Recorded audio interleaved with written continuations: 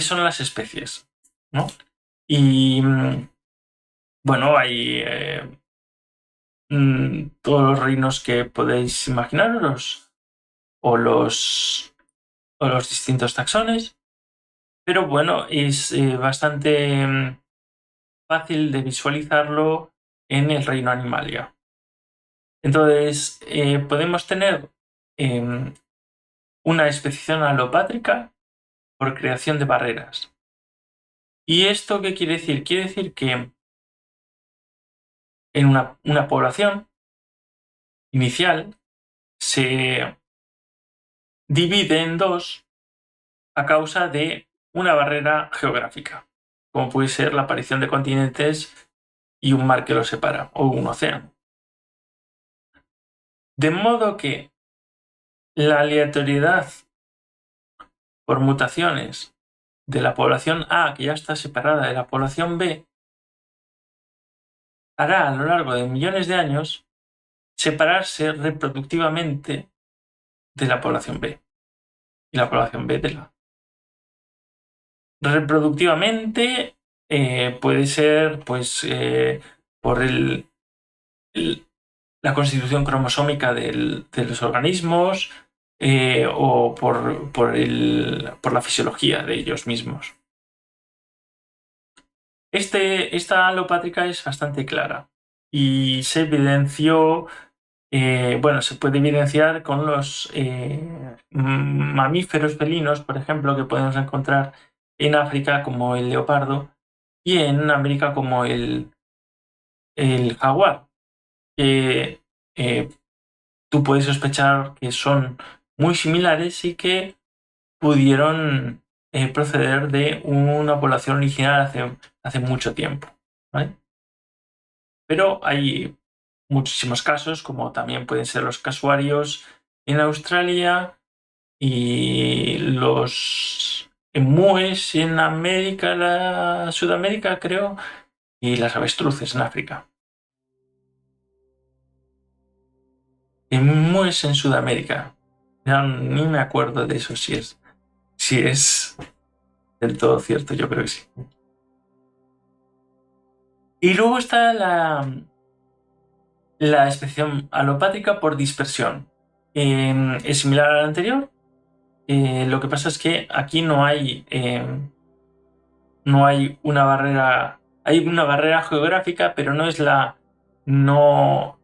la barrera geográfica no divide, son las especies las que han migrado y luego colonizado islas distintas, por ejemplo, y a lo largo de la evolución ciertas poblaciones, la verde y la roja, por ejemplo, han perdido la posibilidad de volver a migrar. Imaginemos un ave que va, al final se dispersa la población en esas islas y a lo largo de millones de años, pues empiezan a perder la posibilidad de volar, ¿vale?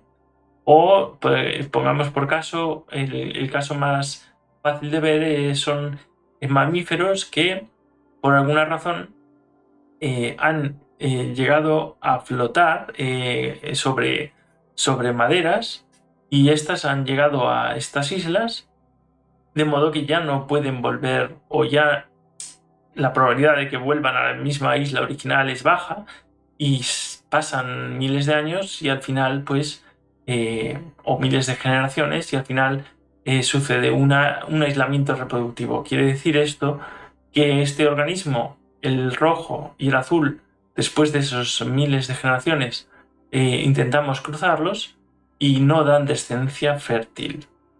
Ojo, porque lo de fértil es importante y lo voy a detallar.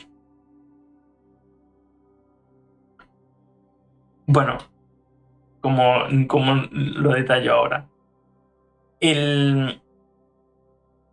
Existe con los leones y los tigres se pueden generar, o sea, se pueden reproducir con ayuda, o sea, podemos hacer que generen descendencia y se pueden obtener tigrones lirones, pueden ser lirones, ¿no? Tigrones o no sé qué más. O sea, hay dos tipos de descendencia posible entre tigres y leones, dependiendo de si es la hembra el tigre o el león el tigre, o la hembra es león, es leona. ¿Qué ocurre? Que esta descendencia ya no tiene posibilidad de cruzarse ni con el tigre ni con el león, ni con otra descendencia del mismo tipo.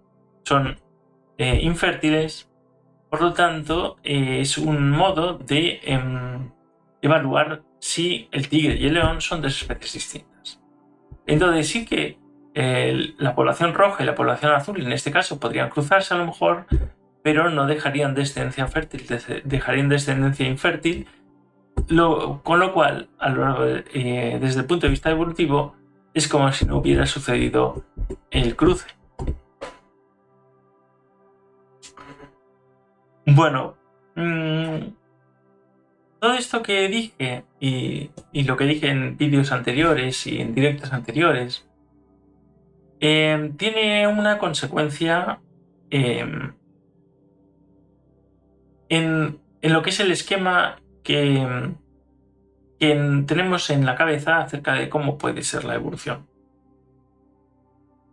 Generalmente, tampoco puedo decir generalmente porque es atreverse demasiado, pero alguna gente puede considerar que la evolución parece algo lineal. Es decir, según creen que la idea es la línea esta direccional del prehomínido al homínido y luego al neandertal junto con, bueno, y luego al Homo sapiens, porque esto está dentro del tema, al Homo sapiens en plan lineal. Pero bueno, sabemos, y bueno, es bastante conocido que el neandertal convivió con el Homo sapiens. Por lo tanto, aquí no tenemos una línea, ya tenemos una divergencia. Es decir, de un ancestro común se originó el neandertal y el Homo sapiens, y se supone, por lo que sabemos, el Homo sapiens y las circunstancias del medio, en un porcentaje de responsabilidad que no puedo evaluar y no creo que sea fácil de evaluar, pues se acabó acabaron con la posibilidad de que el neandertal siguiera su propia línea evolutiva. Bueno, pues entonces lo que tenemos es esto. No tenemos nada lineal, tenemos un árbol en el que de un organismo, de una especie, pues han aparecido divergencias, diferentes mutaciones, y esto provocó diferentes presiones de selección en distintos ambientes, y entonces incluso con migraciones pues se va ampliando el abanico de variantes desde el mismo ancestro o antecesor. Con lo cual la evolución ya parece algo más esto es más realista, o sea, es realista, es lo que ha pasado. Aquí estoy haciendo la analogía con mi currículum, y las cosas que aparecen más abajo en la pantalla pues serían pues los organismos que han sobrevivido hasta la actualidad, ¿vale? En este caso, bueno, de un caso concreto de algo, no de todos, porque hay como una cantidad no conocida de organismos en la Tierra. Bueno, al margen de lo que yo he comentado, también existe la especiación simpática. Es el efecto que produce en diferentes presiones de selección, diferentes tipos de presión selectiva en el mismo organismo que no tiene ninguna barrera geográfica, de modo que podamos entender que las dos poblaciones se diferencian. En este caso, las dos poblaciones se van diferenciando porque unos variantes, la variante A, por mutaciones, aparece una variante B de la A que son capaces de resistir determinadas presiones del suelo, o sea, es decir, por ejemplo, concentraciones de sal, que la A no lo puede. Si pasa esto, la B va a colonizar determinadas zonas alrededor de la A, a lo mejor bastante cerca, en donde la concentración de sal sea más elevada. Si esta presión selectiva continúa, esta misma planta se irá, no migrando, pero irá colonizando esas zonas de gran salinidad hasta que si se acumulan más mutaciones y cambios en esa planta, en este caso, pues puede existir en algún momento un impedimento reproductivo entre la variante A y la B. Bien, esta es una propiedad, se puede llamar propiedad de la evolución, bastante interesante para entender la evolución. Que es que si es cierto que los replicones o genes egoístas con más eficacia para dejar descendencia a la siguiente generación van a competir con los otros que tienen menos eficacia y entonces los anteriores van a disminuir en población hasta desaparecer. ¿Quiere decir esto que la nueva especie o la nueva forma ha mejorado en algo? No exactamente, simplemente se puede decir así, mejor que la otra, en el sentido de que la otra no ha podido continuar. Pero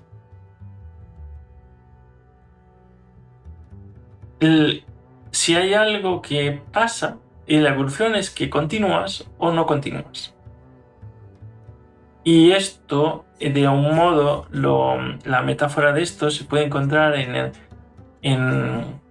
el libro de Lewis Carroll, de Alicia a través del espejo.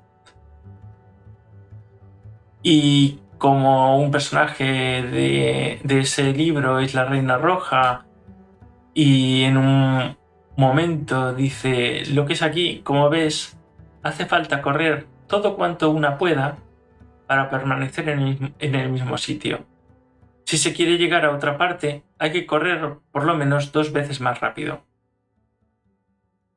Es semejante, no es una metáfora totalmente... no encaja perfectamente con la evolución, pero a lo que se refiere la teoría de la Reina Roja es que no hay ninguna dirección a ningún sitio desde el punto de vista evolutivo. El ambiente, que también pueden ser otros organismos, va cambiando con el tiempo y unas variantes u otras que vayan apareciendo van a tener más o menos probabilidad de permanecer en esos nuevos ambientes o con esos nuevos acompañantes. La variante que no es capaz de asumir esos cambios porque deja menos descendencia o deja menos réplicas, la nueva variante pues va a desaparecer.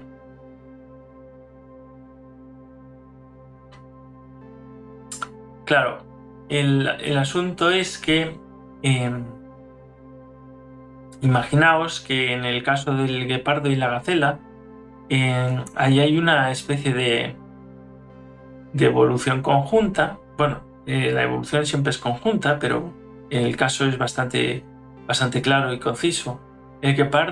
los nuevos guepardos, a lo largo de las generaciones, de miles y miles de generaciones, o tal vez millones, la velocidad del guepardo, su capacidad de velocidad aumenta con el tiempo, incrementa, porque los que menos corren tendrán problemas para alcanzar unas gacelas que corren más que en las generaciones anteriores, porque las mismas gacelas,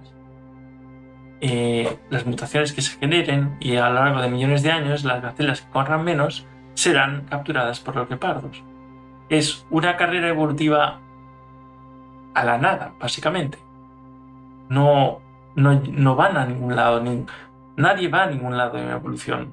¿Sabéis lo que quiere decir esto? Es muy interesante, es muy importante tener claro que nadie va a ningún lado con la evolución. La evolución no se dirige a ningún punto. Simplemente hay variantes y las que son más capaces de dejar descendencia de esa variante, pues seguirán existiendo.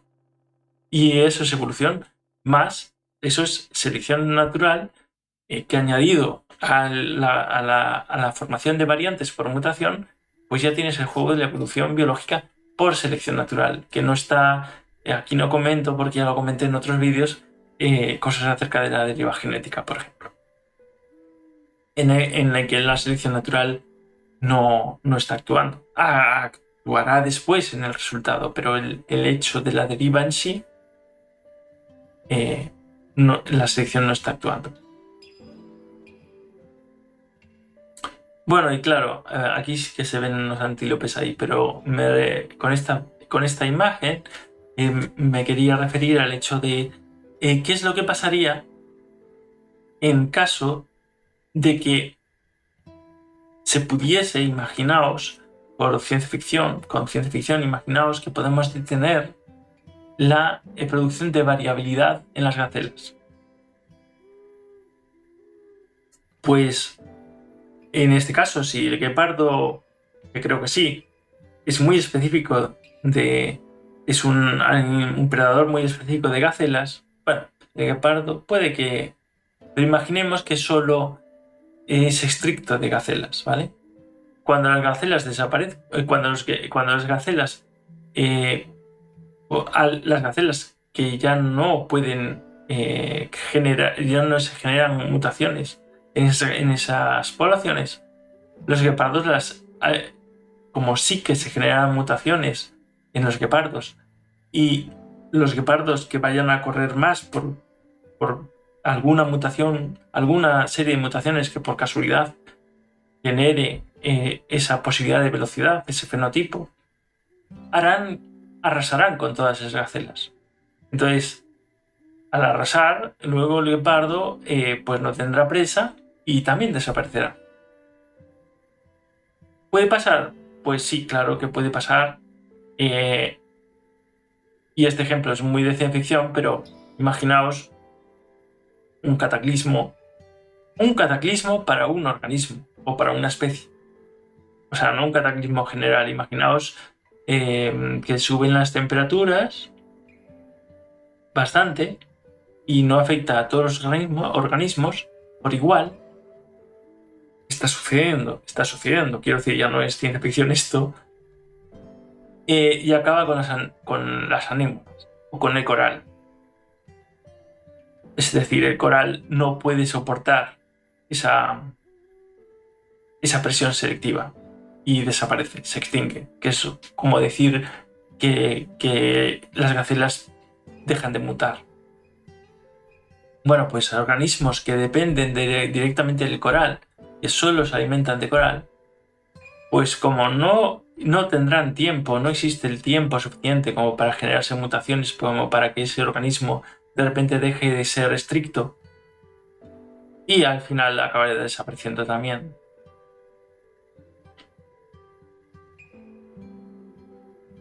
Bueno, otra de las, podemos decir, propiedades de la evolución o productos de la evolución, podría decirse, no sé, es la adaptación biológica.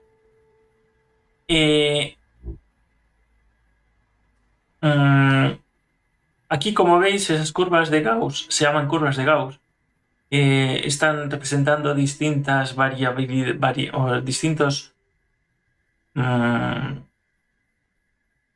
una variante em, distintas cuantificaciones de esa variante. Por ejemplo, podríamos hablar de alturas, ¿vale?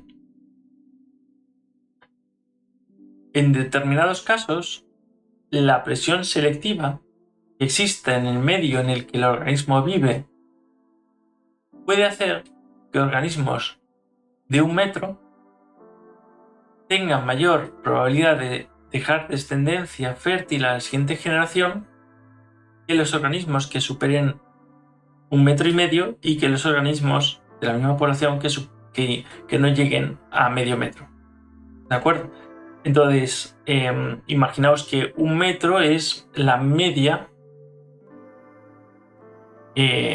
o la mediana más bien, la mediana de esa población.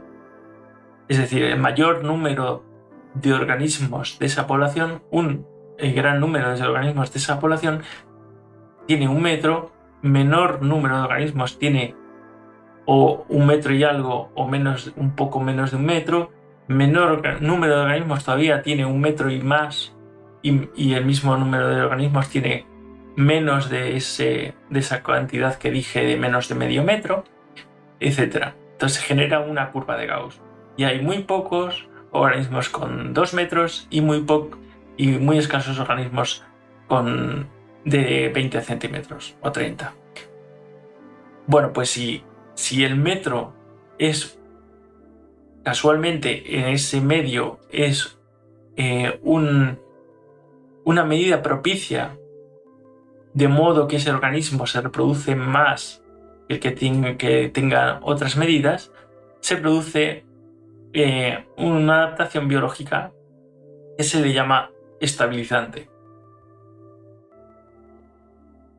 Sin embargo, podría suceder que ese organismo, por ejemplo, esa población, migrara a otro espacio y allí surgiese o apareciese o existiese una presión selectiva distinta a la anterior, de modo que los organismos que tienen más de 1 metro, a lo mejor menos de 3, pero más de 1 metro, tienen mayor probabilidad de reproducirse que los que tienen 1 metro o menos de 1 metro, todavía más probabilidad que los que tienen menos de 1 metro. Entonces a esto se le llama una adaptación biológica direccional. Repito, la evolución no tiene dirección. La adaptación biológica sí que tiene dirección, porque la presión selectiva puede ser en un sentido o en otro. Ahora bien, también hay que decir que la presión selectiva es en neto aleatoria, depende de dónde estés situado y del tiempo en el que te encuentres. La presión selectiva no es para nada semejante a lo largo de la historia de la Tierra. Han sucedido tremendos cambios en la Tierra desde que existe vida pluricelular, ya no hablemos de antes. Y por otro lado, podría ser que la presión selectiva pues favoreciese el hecho de que hiciese que los organismos con más de 1 metro, con bastante más de 1 metro, y los organismos con bastante menos de 1 metro fueran estos los que tuvieran mayor probabilidad de dejar descendencia fértil, y los que estén cercanos a 1 metro tengan problemas. Ahora mismo no se me ocurre un ejemplo concreto de lo que sucede, aunque para una gráfica tan clara como esta. Pero aquí tenéis las consecuencias en la misma medida, ¿no? En la curva de Gauss, cómo la curva de Gauss pues se deforma, ¿no? En este caso, pues en el caso de la estabilizante, pues el pico de la curva de Gauss se hace más pronunciado. En el caso de la direccional, el pico también de la curva de Gauss se hace más pronunciado, pero por un lado, es decir, se está desplazando. La curva de Gauss ya no es simétrica, y en la disruptiva se generan como una especie de dos curvas de Gauss que se mezclan, ¿no? Y también tenéis pues los ejemplos de ciertos organismos que presentan o han presentado una adaptación biológica estabilizante, como es el tiburón, que no en cuestión de longitud, pero en cuestión de fenotipo, forma, pues no ha cambiado en, no sé, 100 millones de años, tal vez, si me acuerdo bien.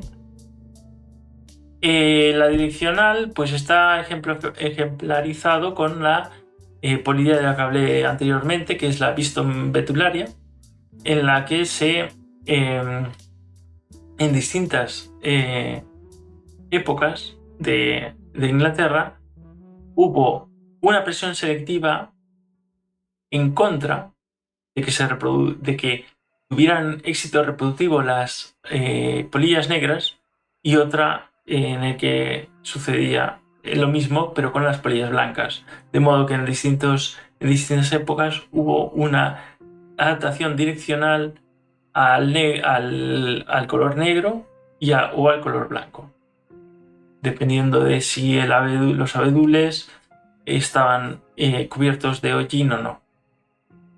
Y la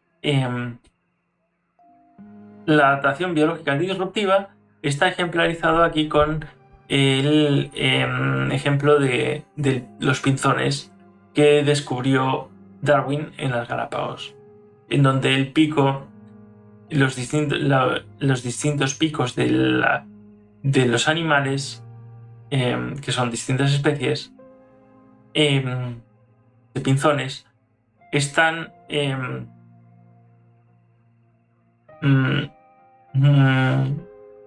son perfectos, son muy óptimos para en el sentido de conseguir ciertos alimentos.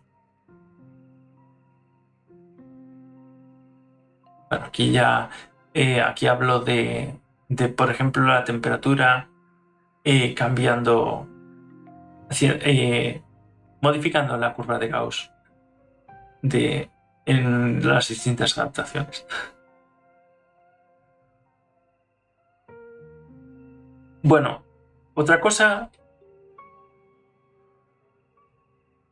que puede, un ejemplo muy llamativo que os puede ser útil para recordar o para fijar el conocimiento de que no existe ningún tipo de dirección en la evolución, es por ejemplo el caso de la ballena, que es un organismo que actualmente es oceánico o marino, es un mamífero marino, que en su día fue un tetrápodo, y como todos los tetrápodos en su día, las generaciones de millones de generaciones, millones anteriores, eran peces, eran organismos marinos también. Entonces no existe sentido ninguno, no existe ninguna dirección ni destino. Existe generación de mutaciones, de variabilidad, y dependiendo de la presión selectiva del medio o de la migración del organismo, pues se van a ir seleccionando unas variedades u otras. Y eso puede resultar en idas y venidas a un medio u otro, tan diferentes como es la Tierra y ese tipo de locomoción en tierra, y el mar. y ese tipo de locomoción en el mar. No obstante, no está esto contradiciendo nada a lo que yo dije, pero sí que cabe matizar que sucede en la naturaleza una cosa que aparentemente parece curiosa, pero luego se le entiende, se le ve la lógica. Y es que ciertos fenotipos, cuando aparecen por casualidad, por ese tipo de serie de mutaciones a lo largo de tanto tiempo, ciertos fenotipos, como digo, tienen tanto éxito en todas las especies que puedan llegar a ese fenotipo, que una vez que aparece, se fija. Es decir, una vez que aparece, esa variante que tiene, esas variantes que tienen ese fenotipo, tienen un inconmensurable aumento en su eficacia biológica en esa población. Y por lo tanto, por ejemplo, podemos encontrar que el ojo se ha producido varias veces a lo largo de la evolución en distintas filogenias, y no heredada de una filogenia, sino en distintas divisiones de la filogenia se ha desarrollado, de algunas filogenias se han desarrollado los ojos de forma independiente. Una vez que aparezca un fotorreceptor, eso es tan ventajoso, le da tanta ventaja a esa variante, y una vez que esos fotorreceptores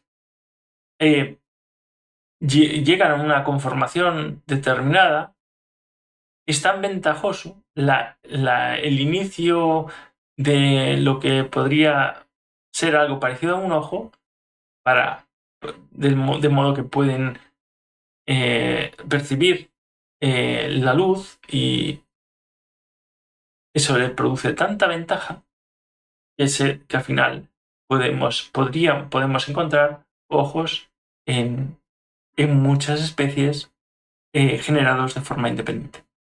A esto yo lo llamo pozos de probabilidad. Y para entender un poco esto, pues puse aquí el ejemplo de un juego de madera en el que tú tienes una bola. Claro, tú en este caso tú eres alguien que tiene que llevar la bola por un camino, ¿no? No está haciendo analogía de la evolución, esto por supuesto, pero sí el hecho de que la bola tiene una tendencia a caer a los agujeros. Tú tienes que evitar que la bola llegue al agujero, que entre en el agujero. Y existe una tendencia a alcanzarlo. Esa tendencia no es que exista tendencia de que aparezca un fotorreceptor y que los fotorreceptores generen esa... No existe una tendencia de eso. Pero cuando sucede, ahora imagínate que aleatoriamente, porque se generan tantas formas aleatorias de cosas, que aleatoriamente aparece esa estructura, y entonces ya se fija, ya dices, esta población ya va a tener ojos porque de la misma especie o similar, que la variante que no haya tenido esa serie de mutaciones, pues no tiene, está en mucha desventaja en el sentido de dejar descendencia fértil. Y bueno, a esto está el resultado de los pozos de probabilidad, pues es el de la convergencia evolutiva. Lo que os dije no sé si comenté, no, hablé del ojo, pero no del ala, de que también distintos organismos de filogenias bastante separadas, una vez que ha aparecido por mutaciones seriadas y selección, presión selectiva, etcétera, etcétera, algo que hace que el organismo pueda saltar mejor o desplazarse por el aire un poco, esto consecutivamente llega a producir el ala. Y entonces el ala se puede encontrar tanto en insectos como en mamíferos, como se encontraba antes en los saurios. Y bueno, aquí tenemos otro ejemplo de formas filtradoras. Existen ciertas... esto puede producir confusión si no conoces pues cuál es la base de la evolución real.